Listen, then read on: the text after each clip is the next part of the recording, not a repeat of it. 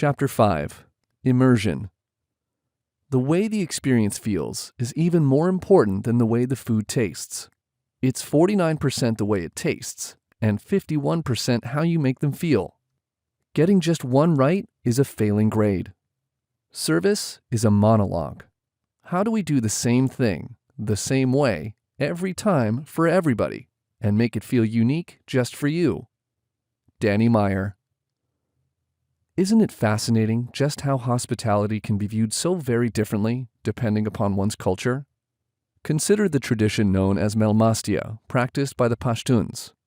This is such an integral part of the Pashtun culture that one who does not give freely and willingly of oneself to a complete stranger as a guest risks being disowned by their tribe. It's a tradition that goes back hundreds of years and is an absolute part of their moral code. The Pashtuns may go so far as to give their own life in protection of a guest. The real-life story told in the book and movie adaptation of Lone Survivor recounts the experience of Marcus Luttrell and how Muhammad Gulab puts the lives of his family, his village, and himself at risk in the name of protecting Luttrell, a total stranger, and to some, an enemy combatant. To most, that may seem unconscionable, but such is the culture and the customs of the Pashtuns, and they abide by it without hesitation. It's the most extreme interpretation of a full commitment to hospitality we could find. We believe it serves as a striking example of just how far one can go in the name of caring for a guest. We give this example to set up the idea that there is no one right version of hospitality.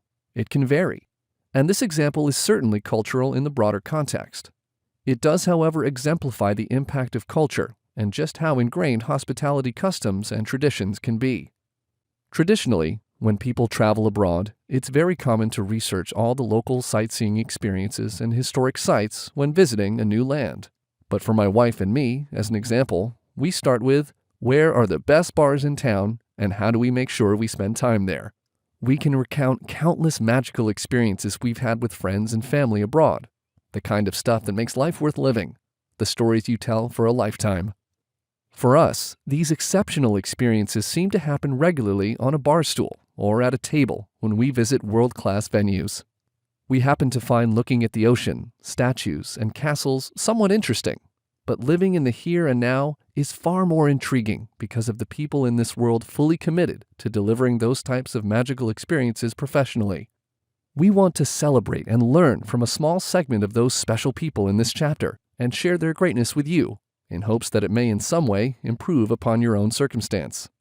The people who stay up late at night trying to figure out just how to make us a little happier when we visit, and how to make their bar or restaurant a little more exceptional so that we might return regularly, or discuss how great our visit was, are worth learning from. A brief personal story from Dave N. For our 25th anniversary, my wife and I had planned to do something special. We wanted to go somewhere that would be unique to us, and after much research, we decided to go to Istanbul. The expectation of this trip had us overflowing with excitement. A place with a massively rich cultural and religious history would certainly provide for truly unique experiences, which is ideal medicine to us. We had plans in place: airfare, hotel, sights to see, bars and nightclubs to visit picked out, and were raring to go. Then, a funny thing happened the week of our trip. Revolution. There was a full-on coup attempt to overthrow the Turkish government, as some of you may recall. My wife entered my office and asked, "Have you seen the news?" I said, "No, what is it?" She said, "There's a revolution of some kind in Istanbul. I checked the hotel webcam and there's a tank parked in front of our hotel." The hotel has external cameras where you can view the hotel and its goings-on, and sure enough, a big greenish tank sat right there at the front door. Now, there was a lot of turmoil leading up to our trip, and the U.S. government had issued a travel advisory, but we weren't scared off so easily. So in my mind, we were still going. In for a dime, in for a dollar, I thought. Plus, we had prepaid for the hotel to save on the rate. And if you're wondering, no, there are no revolution refunds. What are a few tanks and machine guns anyway? So I said, "Hey, should be easy to get a table now." Jenny didn't quite share my sense of humor and retorted, "Should be easy to change the flight." Since the airport had been shut down as a focal point of the local usurpers, Delta, our airline, was happy to redirect us without financial penalty. Shout out to Delta, very hospitable. We had to pick somewhere else quick, and we ended up choosing Copenhagen as our destination to celebrate 25 years of pure marital bliss. We had very little time to organize our bar playlist. Now, if there's one person in this world I know I can go to for a great bar recommendation on short notice, it's Angus Winchester. Not only does Angus have one of the all-time greatest names, but he also has an epic bar playlist. It's just one of many reasons we wanted Angus for the foreword, by the way. His experience, knowledge, and perspective, to us, are absolutely priceless. Anyway, back to the story. We were on night 3 in Copenhagen, which is an incredible city, yet we just hadn't hit on that magical experience we were looking for. And to be fair, I had ignored Angus's recommendations up to that point. I know. At any rate, we were strolling through the city. It's not all that big. It's a wonderful, intimate city. And I happened to glance across the street and see a hanging sign that said curfew, and I stopped in my tracks. I turned to Jenny and exclaimed, "That's on Angus's list!" Our pace hastened as we strode across the street and right into the bar. There was not much to see on the outside, just a hanging shingle and a simple entryway. However, beyond the threshold, the magic began. Along with only a few other customers at the time, we were welcomed like visiting dignitaries. Humberto Saraiva Marquez, the establishment's owner, and Antonio Saldana de Oliveira, an award-winning Bacardi legacy bartender, went to great lengths to immediately greet us, and recognizing we were new to town, shared the venue concepts and put us at ease. They showed us around and explained the intricate details of the decor and the layout of the bar, which is a stunning homage to the U.S. pre-Prohibition and uncomfortable era. The bartenders wore leather gun holsters for their mixing tools. All the bar accoutrements were carefully selected to properly represent the era. What we found particularly magical was that, although the bar was impeccably designed to represent the days of yore, it felt modern and current at the same time. That's a talent I don't possess or understand. Somehow, it was a perfect blend of the old and the new, tied together with amazing energy. Jenny ended up holding court with a group of locals for hours, while I talked global politics with a particularly smart gentleman at the bar, who somehow knew more about my country than I did. Just the kind of experiences we were hoping for. To their great credit, Antonio and Humberto understood exactly the type of experience we were looking for on this special occasion, and they delivered big time. Humberto and Antonio wowed us with cocktail after cocktail, each as impressive as the last. So much so, we hadn't even realized that the place had been closed for about an hour when we finally checked the time. Never was there a hint of time to go. In fact, the guys took us on another round of bar history before we left, and gave us some ornate custom muddle sticks as keepsakes of our visit. To see a photo of the bar curfew, as well as many other photos and illustrations, visit daveanddave.co/audiobook. I'm leaving out a lot of nuances in the magic of the visit, but I'm sure you get the idea. For me, that was the trip. Mission accomplished. Whatever happened after that was just fine by me. It was a stunning visit, almost overwhelming in its experiential excellence. This is the essence of what we want to try to capture for you in this chapter. How does this magic happen? Is it by accident, by chance, or by painstaking design? And if the latter, what was the journey to get there? Dave Domzalski and I published our first book, The Bar Shift, with the intent of sharing some of the best bar standard operating procedures, or SOPs, we knew, in hopes of making the lives of operators a little better, to help drive profit, and to shed a little light on best practices from around the world of hospitality. As we surveyed the landscape of our noble profession, we couldn't help but notice what might become our next irresistible distraction: making a more strategic view of running bars and restaurants an appealing idea. It's become commonplace for people to parrot the notion of the importance of the guest experience without really defining what that means. It's akin to asking for a diet soda. It could be anything. Consider our friends the Pashtuns and what hospitality means for them, and compare that to perhaps the experience you may find in a place like Hawaii, to which I have recently traveled to visit my son, who is stationed there in the military. It's a well-known tradition to greet a traveler with a ceremonial lei as a symbol of a celebratory welcome and joy. Juxtapose that with what we may experience in Kabul with the Pashtun culture. Completely different processes, but both aimed at the same outcome. So what's the point? When we sat down and interviewed some of the world's best operators, we were prepared for, if not expecting, a very well-defined set of behaviors from each operator. A script of sorts that says, here's what we expect from each employee, and here's what the outcome should look like every time. We were surprised by how many of our interviewees couldn't quite describe what the guest experience should look like in their venues. You could tell it was in their head. They would know it when they saw it. They know it when it's breaking down. But to formalize it wasn't necessarily readily available. So it took a lot of digging and a lot of probing and uncomfortable questions to get to a place where we landed on an answer. After hundreds of hours of interviews and pages of butcher paper, we found one word that best described the venues that deliver the ultimate guest experience: immersion. Our friend Sean Finter closes his webinars with a question. If you and I could be sitting in a bar anywhere in the world, where would we be? It's a fun question.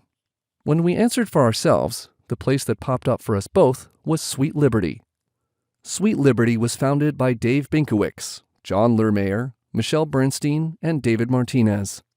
Tragically, we lost John a few years back, and his loss is felt throughout our community. John was a people person. He fed off the energy of others and somehow gave mountains more than he took. We were privileged to be some of the first guests to enjoy Sweet Liberty in South Beach. Now, it wasn't that we were just a guest, but we got to enjoy a VIP-level experience. What does that mean, you ask? John had built a table behind the bar, a table right in the middle of all the bar warfare. Think of a chef's table, cocktail bar style, a place where you become so invested in the carnage of the night, you feel like you're literally part of the venue, part of the team, a fully immersive experience. John was so invested in the idea of creating immersion in hospitality that when only 2 people called to ask to steal his idea in the first year of his invention, he lamented to his partner that he couldn't understand why more people weren't doing the same. There are many, many ways we heard people discuss this idea of immersion. It wasn't their word at the time, but when we distill all their thoughts, stories, and ideas, that's what came out. Consider our dear friend Gary Crunkleton, who owns the Crunkleton in Charlotte and Chapel Hill, North Carolina. Gary has an unquenchable passion for all things spirits, especially bourbons. On a regular basis, Gary will host bourbon tasting and spirit education for anyone wanting to come to the venue for that sort of thing, which turned out to be hundreds. Gary creates a different type of immersive experience by educating guests often before the venue actually opens. He wows people with knowledge and tasting experiences they simply can't get anywhere else. In effect, he's creating a bunch of mini-me's, as those he educates pass along their newfound knowledge to their friends and cohorts. He's creating an army of experts who consider his venue a home base. Another brand that exemplifies extreme immersion comes from Julio Cabrera, owner of Café La Trova in Miami, which we discussed at the beginning of the book. A fully immersive, authentic Santiago, Cuba experience. We're so in. Now let us share with you an example of a failed immersive experience. Imagine a sports bar whose owner decides it would be a good idea to have the local sports talk channel come in and do their show from the venue. Makes a ton of sense. Seems to be the right type of idea. People who are listening nearby are encouraged to come in, hang out, and have a good time. However, upon arrival, they find the DJs back in a corner and the entire time behind plexiglass and is clearly unapproachable and uninterested in being there. Yes, they are promoting the venue and their whereabouts on the airways, but those they pull in only find themselves disappointed that there was zero engagement with the guests and the local celebs couldn't pack up and get out of there fast enough. It's a bit like getting the rug pulled out from under you, a buildup of excitement only to find out nobody really cared beyond you showing up. It was all part of a script. Now, imagine if afterward the sportscasters hung out, took some selfies, talked shop with the sports bar guests, acted like they cared, and gave authentic engagements. Imagine interviewed athletes hanging out for a while and becoming part of the crowd. Now that can be special, and certainly immersive to people who would be thrilled by that experience. It wouldn't take long at all for the word to get out about that level of guest experience. That's a true story, by the way, one I experienced firsthand with a client. and is a perfect contradiction to the execution we read about at Sweet Liberty, Curfew, Café La Trova, and the Crunkleton. So if you're seeking to become an award-winning operator with a venue that has people talking all around the world, the question for you becomes, how do you create your version of an immersive experience? It starts with authenticity, not of the concept, but of true caring. You have to genuinely care about the experiences you intend to deliver, and that must be at the forefront of your ideals. One thing we've learned is, we're not in the service industry. We are in the giving industry, and that means so much more.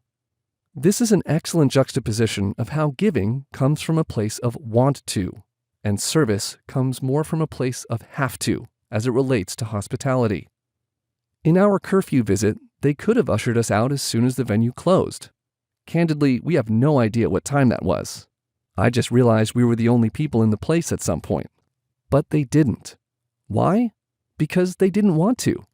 We would have understood. There would have been absolutely no question that we needed to leave. In fact, we felt bad, only sort of. They let us stay so late. This is the stuff they are made of. So the big idea is immersive experiences are delivered through people. These people are completely committed to the idea of giving because it's in their DNA. It's not just what they do, but who they are. Can this be taught? Yes. That's the good news. However, in order to teach it, it has to be part of an overarching culture that is fully invested in the idea of immersion and how to create it, and reward for its execution accordingly. Michael Tips, or just Tips if you know him well enough, started out his career in his teenage years as well, venturing off to NYC to become an actor. Along the way, as many do, he fell into hospitality gigs, busser, server, and bar manager, culminating in the role of manager of a bustling New York City hotel bar.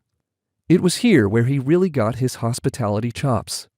In an interesting turn of events, Tips landed a regular role on the TV soap opera One Life to Live. So by day, soap actor, and by night, bar manager. Very cool. The TV work eventually demanded his full attention, but after a brief dalliance with daytime TV, he felt called back to hospitality. He simply loved the industry and candidly hated the daytime TV gig. Eventually, that knowledge and on-air talent paid off, landing him work on a little show at the time known as Bar Rescue. At this point, Tips had left NYC for LA and joined the bar and restaurant scene there, and opened what he describes as an upscale dive bar, Shoo Shoo Baby, as well as the consulting firm Invictus Hospitality, where they now do full-service consulting. Something Michael taught us that struck a chord was that a fully immersive experience contemplates all five senses in order to create a sixth, a feeling or experience we call immersion.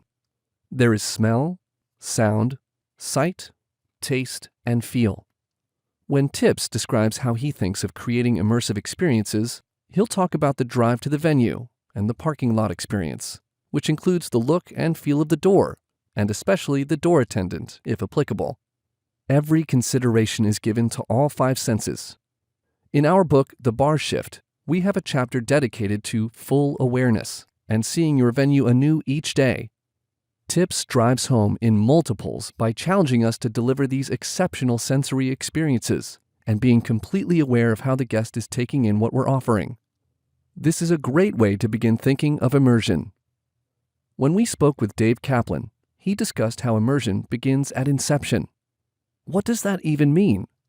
Dave explains when a guest first contemplates going to the venue, say midday Friday, or perhaps plans for ladies' night or date night later in the week, that build of expectation is when full immersion begins, because the mind is already working toward an expectation. How's that for consideration? So in truth, full immersion begins with branding and marketing, which sets an expectation. When the guest arrives, we aren't at the beginning. We're already midstream in terms of an experience. We now have to, at worst, meet expectations, and ideally, we exceed what are already lofty expectations. If we stay deep here in terms of concept, the fully immersive experience remains long after the visit. Exhibit A, our visit to curfew. Upon reflection, our expectations actually began when Angus sent me the list of places to go, not when we saw the shingle or walked in the door. Hell, I nearly skipped across the street to enter the place after several mediocre experiences prior to the visit. So are we saying every visit has to be mind-blowing to be fully immersive? No. What we've learned is that a fully immersive experience is all-encompassing. To take you outside our industry for a second, think Disney. Disney does full immersion perhaps better than anyone. They don't have employees, they have cast members. You plan ahead, which sets the stage for the visit. You build excitement and anticipation. Then you go on your trip, which doesn't disappoint, and you hold on to the memories for years to come. We should think of our business in the same light. We set the stage through branding and marketing. We deliver upon and exceed our value proposition, and we create lasting memories and reputation. You may own a simple pizza joint like our friend Tony Overall, who you'll hear about in Chapter 8. You may not be in a position to blow people's minds experientially, but don't be discouraged. You can create a product that people can't wait to enjoy, know they can rely upon, and are eager to share with friends. On Monday, they're planning to buy on Friday. Immersion. That's what was bothering Tony so much in our upcoming execution chapter. He knew he was getting in the way of his own success, and luckily, he found his way through. So we don't want anyone to feel excluded from the idea of full immersion. Immersion is a matter of context, and we can all operate from the perspective of delivering on immersive experiences. Where our interviewees separate themselves is the spectrum of immersion. For them, it starts at inception, not at the host stand. In this chapter, we deliberately did not discuss in depth the role the staff plays to the extent we could have, because we feel we cover this in subsequent chapters, and we want to avoid being repetitive. So, read on. Helix sequencing. We found varying levels of correlation between the building blocks in each chapter and the DNA points at the end of the book. The strength of the correlation is represented by 1 to 5 circles around our 5-point hospitality DNA molecule, 1 being a lower correlation and 5 being a higher one. H. Humble nature, 5-point strength of correlation. To create an immersive experience for the guest, you must focus on them completely, putting most of your ego aside. True immersion puts a complete focus on how guests experience your venue. E. Explorer's pursuit, 4-point strength of correlation. Sensory exhilaration. How should it look, smell, feel, sound, and taste? We're limited here only by our imagination, which is fueled by our own experiences.